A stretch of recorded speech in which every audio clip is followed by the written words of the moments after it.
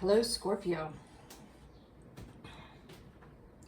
This reading it's a big reading. I could read it with a smaller or a more individualized, shall I say, focus that might have to do with your family or maybe your place of work. But I'm going to read it in the way that it wants to come out, which is in this big mythic way. And I asked actually why this is coming out as a Scorpio reading as opposed to a collective reading, because of its, right, there's bigness.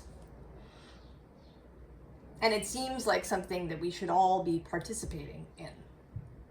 And the answer was that it's that Scorpio energy of transmutation and transformation and composting and the ability to see in the dark and to move in those places where people don't like to go, that is needed here.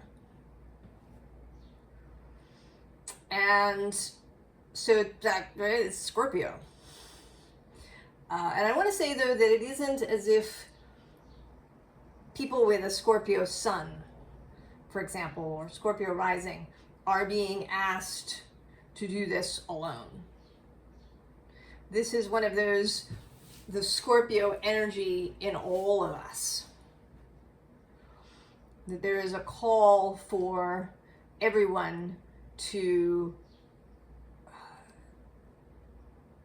really, use that Scorpio energy. But of course, if you have placements there, this is going to be easier. So, that this is why it's coming through Scorpio, because it's like this is the path of least resistance, even for the message to arrive. Okay. We start with this card from the Goddess Knowledge deck. And this is Epona. She is a goddess of horses. She's a goddess of fertility. She was a goddess in the land of the Celts and the Gauls, and is one of the only, maybe the only, I'm not sure, goddess deity that the Romans adopted. And that's actually important and significant to this reading. Now, I didn't know who she was when I chose her out of the deck. She came face up.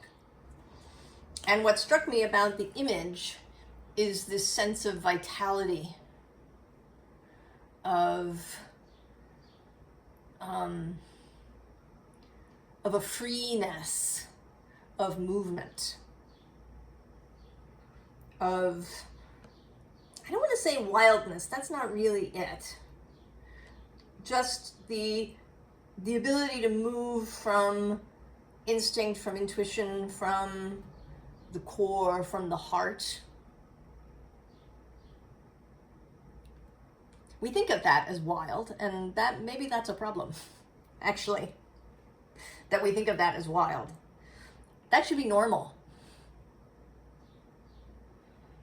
That should be normal.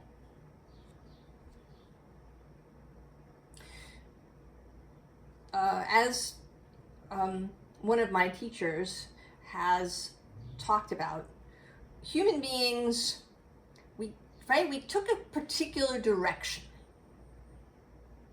as a whole. Most of us, right, back in the midst of time, began to gather in bigger groups. We started to settle in places. We developed agriculture.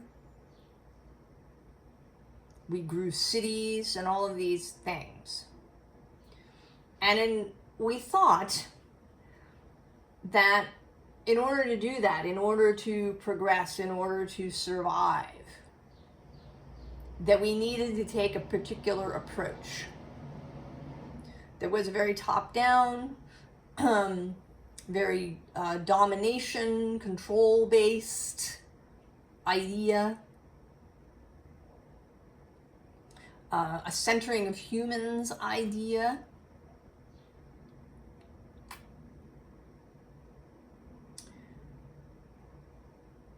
And maybe that was part of the plan here on Earth, that we took this turn to explore it in its totality. But there's something now that wants to shift. So we have Epona, and one of the things that the back of the card talks about is that kings, well, actually, maybe I will come back to that in a minute. The bottom of the deck is the horse card. This is often, when you have oracle decks, the horse card often talks about freedom, unfettered movement, the vision of, horses galloping across the plain,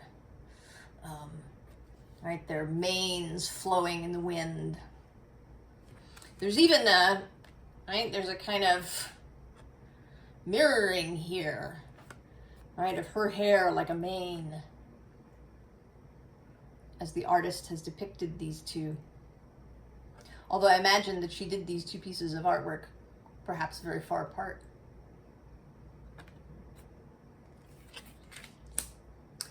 The upside of the deck is rabbit. Fertility. And here, really a symbol of that earthiness. Also with this card underneath, which is the Lady of the Lake. And we're going to come back to her in a minute as well.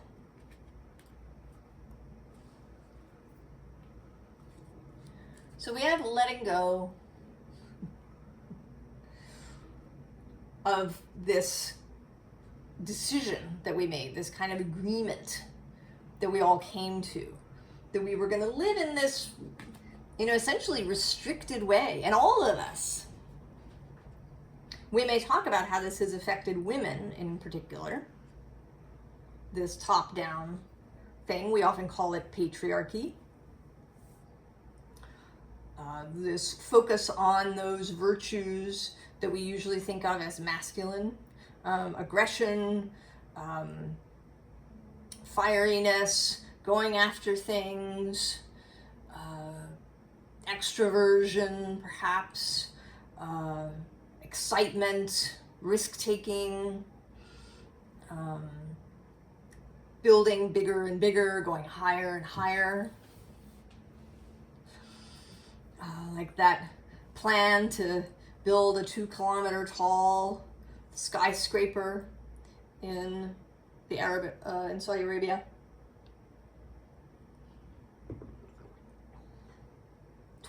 Almost twice as tall as the Burj Khalifa. So this kind of energy is rewarded. And then what we think of as feminine virtues of receptivity and nurturing and networking, of win-win, of communication, of tenderness. These tend to get stepped on because they're seen as not useful. The world is scary and dangerous, and we need all these yang virtues in order to survive. But that isn't true. We know that isn't true. We can find examples in nature everywhere.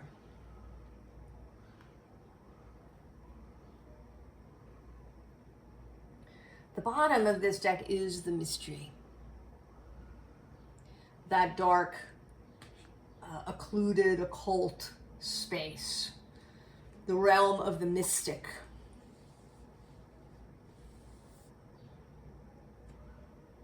And then we get the king. And he fell out of the deck as I was shuffling.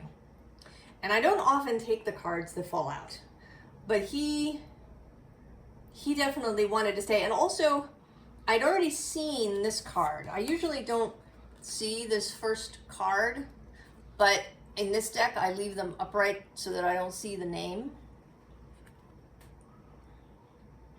So I already had this sense of flow, of allowing, of wind. And so when he fell out, I felt like I would leave him. So now I'm going back to this idea of Epona. And I think this was true not just of Epona, but of multiple Celtic goddesses, depending on what village you were in and who the main goddess was. The king would marry the goddess.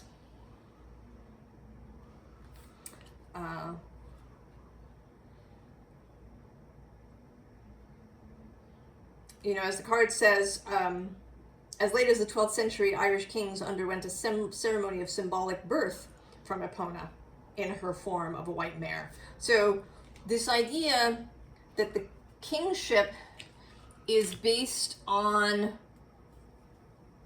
a union with the land. Sharon Blackie, if you're familiar with her work, talks about this quite a bit. That originally, you weren't a king because God made you a king. You were a king because you agreed to enter into relationship with the land. The king protected the land, nurtured the land, saw to it that the land was safe.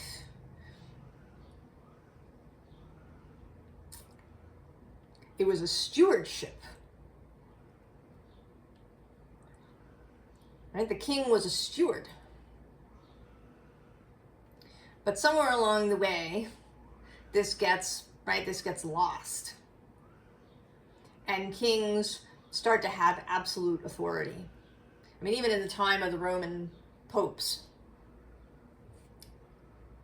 there was pretty much, you were in authority over everything. So it's this connection to the land that wants to be reestablished. So then we have focus, followed by rebirth, followed by truth.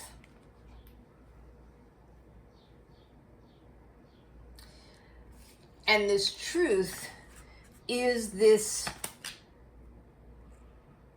understanding, this knowing that the only way that there will really be thriving on Earth, rather than this resistant, survival-based thing that we have now, is to acknowledge how interconnected we are. And it's through this interconnection that we have thriving.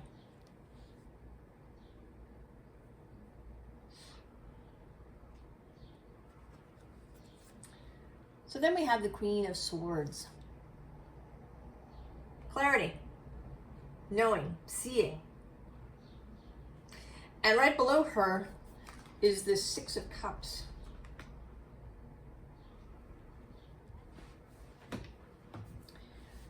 And I want to say that these are her children.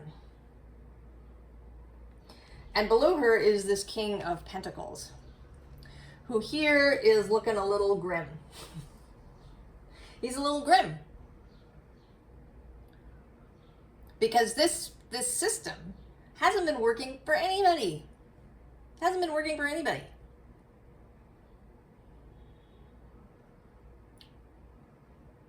Nobody is really thriving now. Even people that we think of who may be, really wealthy or really powerful, or right?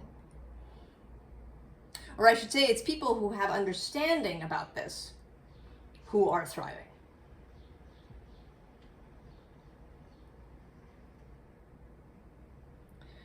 So what's wanted is a kind of you know, it's actually not, I want to say, this Queen of Swords who needs to be reborn. It's the King of Pentacles who needs to be reborn.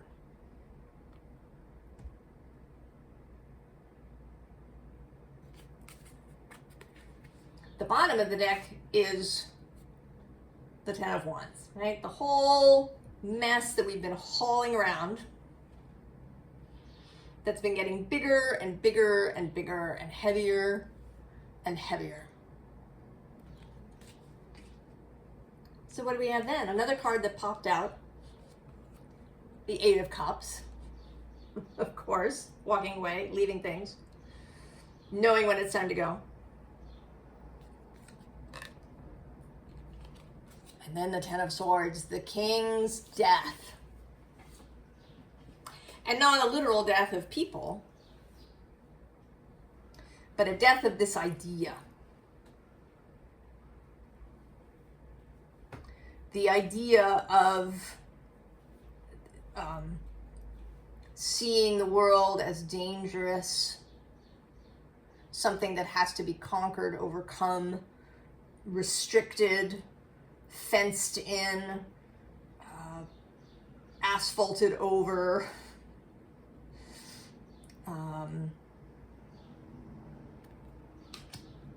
Because we have it still, even in places where kingship no longer exists. Even in places where there is, you know, voting and democracy. This kind of attitude still persists.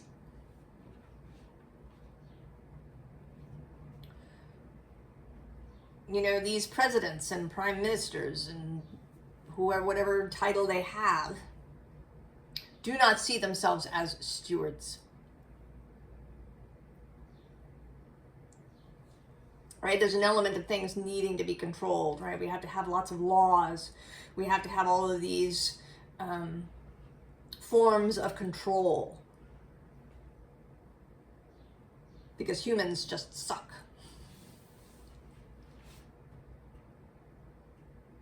But we know that they don't, that we don't. That we have another way of operating if we will be allowed to do so.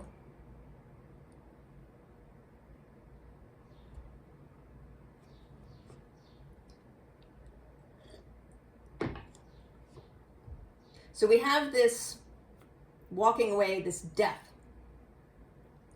And then we have the newness of the Ace of Wands, the Star, and then the Nine of Pentacles. And I want to say that this is a woman, but she is a symbol of humankind.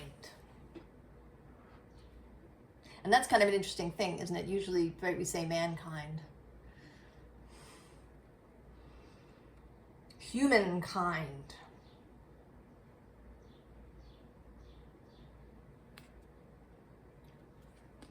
You know, and this is not to say that we should suddenly flip over and have a matriarchy that will just operate under the same rules.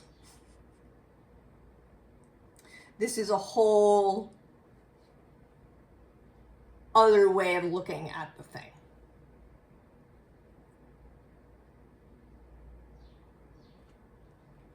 And so we have the Empress.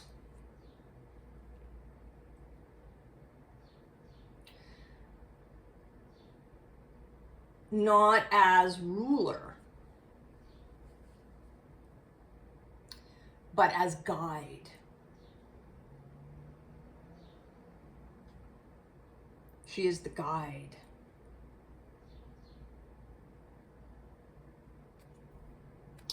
Below her is the Knight of Pentacles.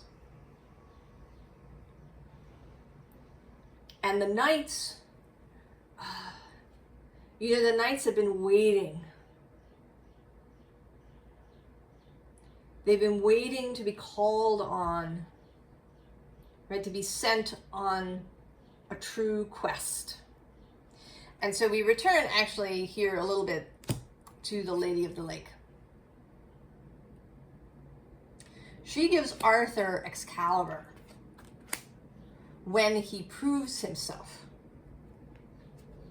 to her and through her to the life force, to the spirit of the land.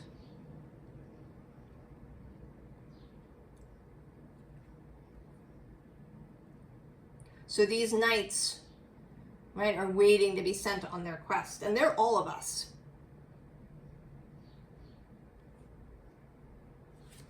The bottom is the Eight of Pentacles. The art and craft of it. The, you know, seeing this not as a job, but as a, you know, as a calling, as a way of life, to do whatever is necessary to help this change to come about. And so we have the King of Pentacles again, this time having been reborn. Right? He's smiling. He's wreathed in gold and fire. He's actually smiling at the Empress, prepared to wed the Empress, to become a steward, to become a protector, to become a leader.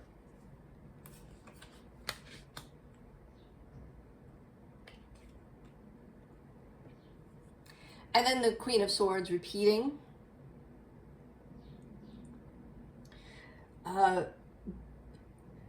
Being around for people's pain. This is a very, you know, she seems to be in mourning. And I think she's in mourning for this old King of Pentacles who's died. Right? She's hanging around here by the grave, unable to leave it. And she is also, right, all of us. People.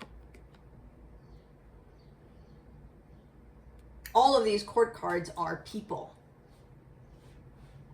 Men and women. Because we all exist in this system.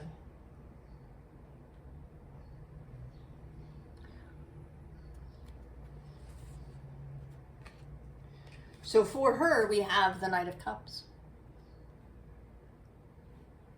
The romantic, the lover,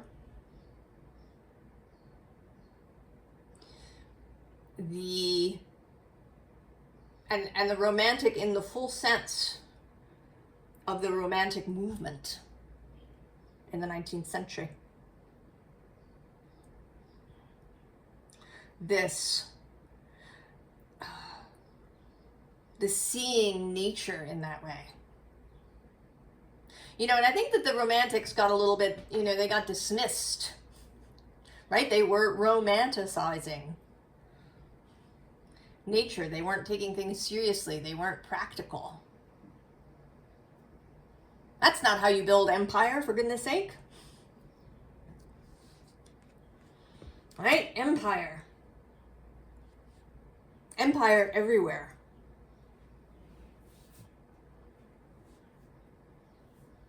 And I think that there has been empire all over the world at different times in different places.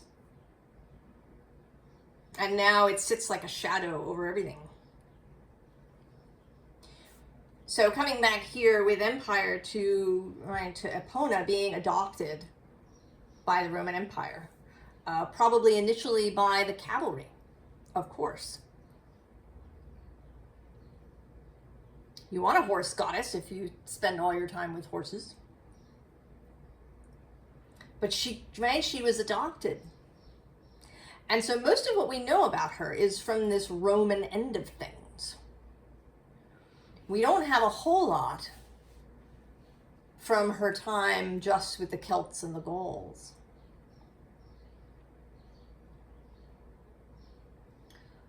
We want to revive that. Now, I did have a look at the astrology. There is an asteroid Epona, and she's currently in Cancer.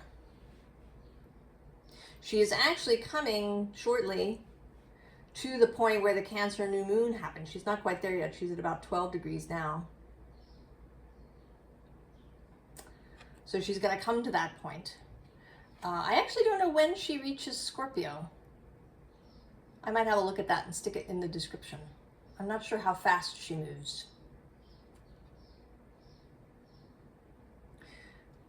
But so she is moving in this watery realm and through Cancer, the space of the home. For me, the space of the healing well. And I'm actually looking now at this truth.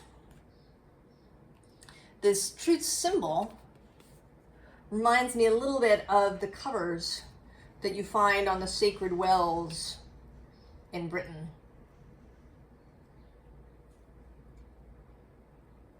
So going back to the sacred well, to the sacred waters, to the realm of the Lady of the Lake.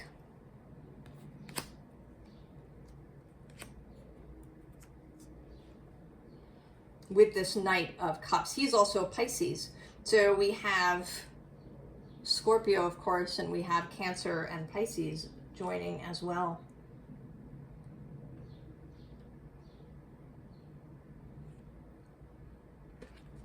And then the Seven of Wands.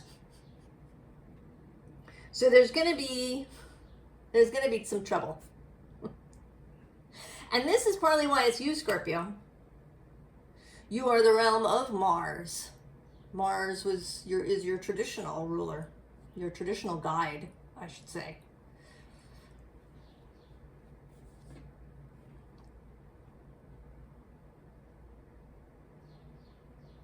The Mars, the lover. And Mars, who is associated with the Tower in Tarot. Now, the Tower didn't come out. I was actually a little bit surprised that it didn't come out. This is kind of, it's like a baby tarot. Or a baby tarot, a baby tower. Which is sort of reassuring. That maybe, you know, that we don't need to just to blow everything up. That we can proceed more gently. That we can rebirth things without having to burn everything down.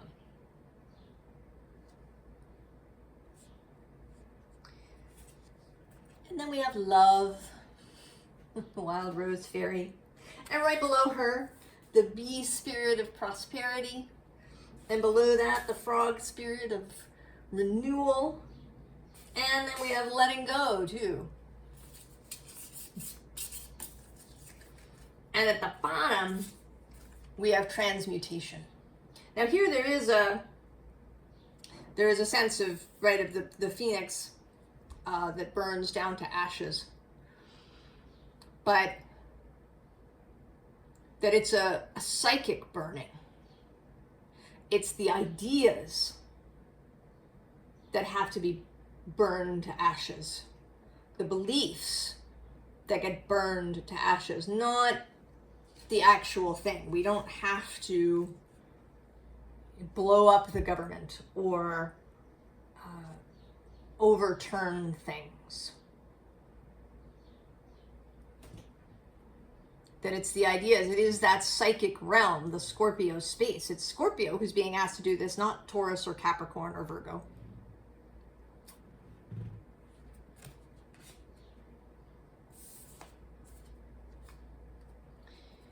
So then we have this card of protection and this spirit of the steward of a new way who comes right. So he's here in the distance, and then bam, there, close up, leadership.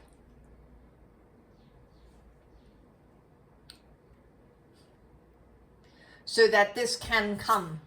If we open the door, if we leave space for that. it will come. Now, when I picked up this deck, I sort of got the idea that maybe I should only take 2 cards. But then there was this third. And in all, actually, sort of all of these rows, I want to sort of like separate things out a little bit. Somehow. The things. And this last card is the Ancient Oak Spirit of Strength. And both the meaning of that, strength, that we need strength, that we have it, that there is strength in the earth, the strength in nature, in Gaia, but also going back to that ancient idea and rebirthing it for a modern world. We can't do it in exactly the same way as they did it in ancient Ireland. It needs to be, it needs to work for us now, but that is possible.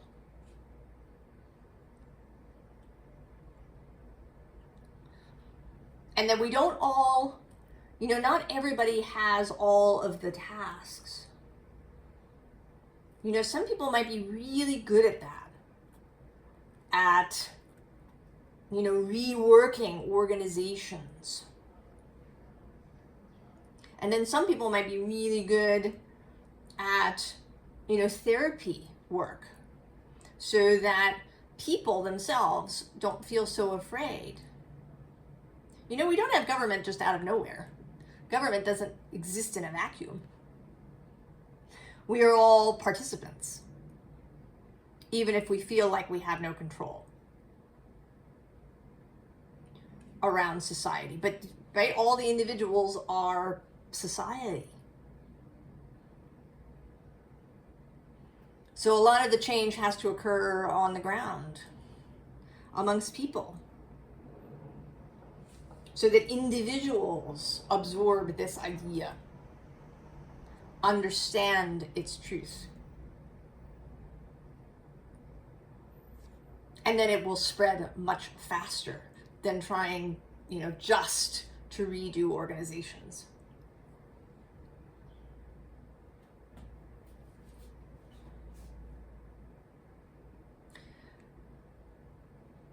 So advice, Scorpio.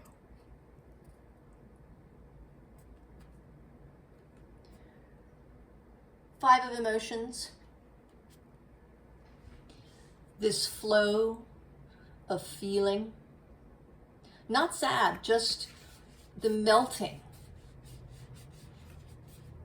The melting of any frozen emotions and feelings that you might have. Ways that you yourself have been keeping control of yourself.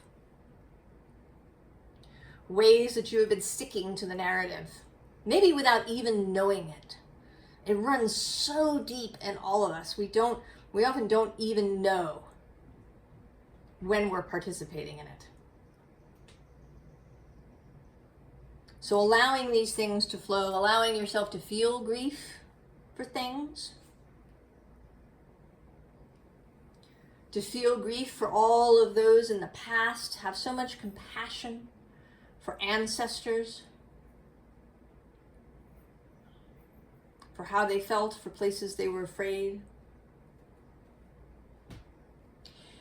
And then this water, right, this cleansing, refreshing water from the wells leads to this ace of materials down to the seeds to grow the new thing. And below that to this five of voices that has the olive branch of peace. And of course at the bottom of the deck, the lovers. Of course. Then we have this six of inspiration.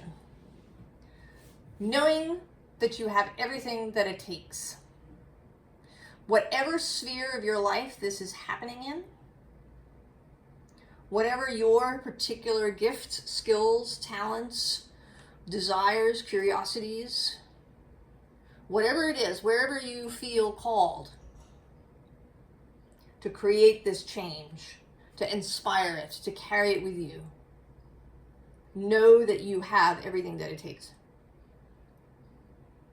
And that spirit and the life force and ancestors and your own soul are cheering you on. And then we get 3 queens. Wands, inspiration. Swords, voices. And cups. 3 queens. The queen energy. And I actually decided to, since the only queen that didn't come up was the Queen of Pentacles, the Queen of Earth, the earthiness, I went and found her in the deck. And here she is, daring you, leaning out of her magic portal. And she sits between justice, truth, and the 7 of materials, that is following the path of roses. Following the path of roses into this garden.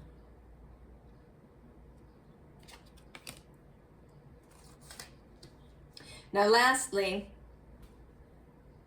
I got some cards to clarify Epona for myself, and I am going to share them with you.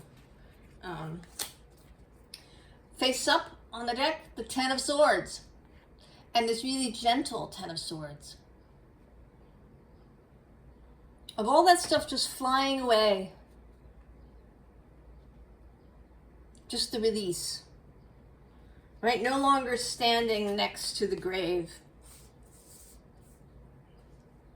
But allowing these crows, these psychopomps, to carry away this spirit that is no longer needed.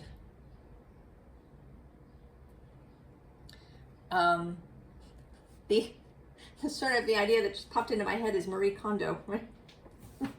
Does it spark joy? If not, to let it go.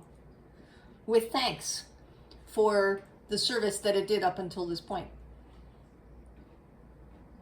And below that is the King of Pentacles. Here, very much a very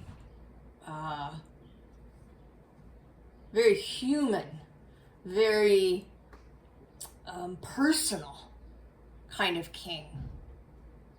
The steward sort of king. And then at the bottom of the deck, the Page of Wands, that spirit of newness. Now, let's go. Let's just do it. The 3 cards that came out for her were, first of all, Judgment, right? The release. There's such an energy of release.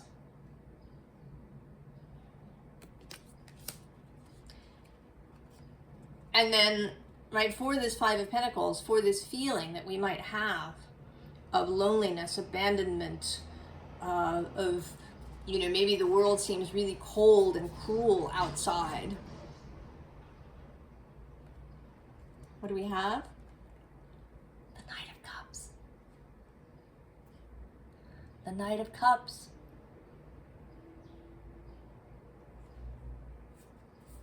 Right? Bringing roses. The romantic. The lover. The one who cares, who wants to nurture and safeguard and hold. Scorpio, how you feeling? Does it feel like a lot? Maybe it does, but it's kind of exciting too, isn't it? Maybe it appeals to me. I have Jupiter in Scorpio. So this idea of the quest, of the new philosophy, is very attractive to me. I hope you're excited. I hope you take on that Page of Wands energy of of Epona on her horse, riding into the wind.